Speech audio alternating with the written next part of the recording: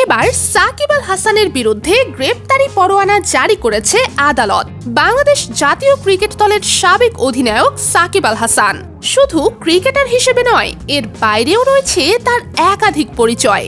ব্যবসায়ী, brand promoter, সংসদ সদস্য, শেয়ার বাজার, এরকম অসংখ্য পরিচয় রয়েছে সাকিব আল হাসানের। এবার আইএফআইসি ব্যাংকের চেক ডিসঅনার মামলায় এই গ্রেপ্তারি পরোয়ানা জারি করা হয় সাকিবের বিরুদ্ধে। জানা গেছে সাকিব ছাড়াও আরো 2 জনের বিরুদ্ধে এই মামলায় গ্রেপ্তারি পরোয়ানা জারি করা হয়েছে। জানা যায় সাকিবের বিরুদ্ধে 4,14,57,000 টাকার চেক ডিসঅনারের মামলাটি করা হয় 15ই ডিসেম্বর।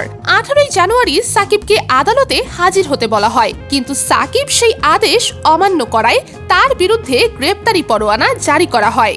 বলা হচ্ছে যে কোনো সময়ে গ্রেফতার হতে পারে এই অলরাউন্ডার। আর এ নিয়ে রীতিমতো তোলপাড় পড়ে গেছে নেট দুনিয়ায়। এই ঘটনায় অনেকেই প্রশ্ন তুলেছে সাকিবের খেলা নিয়ে।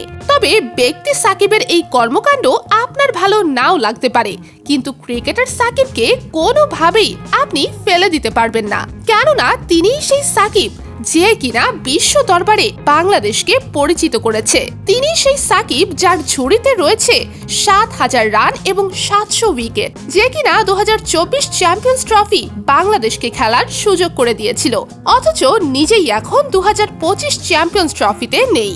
তো ভিউয়ার্স, সাকিব আল হাসানের এই গ্রেপ্তারি পরোয়ানার বিষয়টি আপনি কোন চোখে দেখছেন তা অবশ্যই জানাবেন ভিডিওর কমেন্ট বক্সে।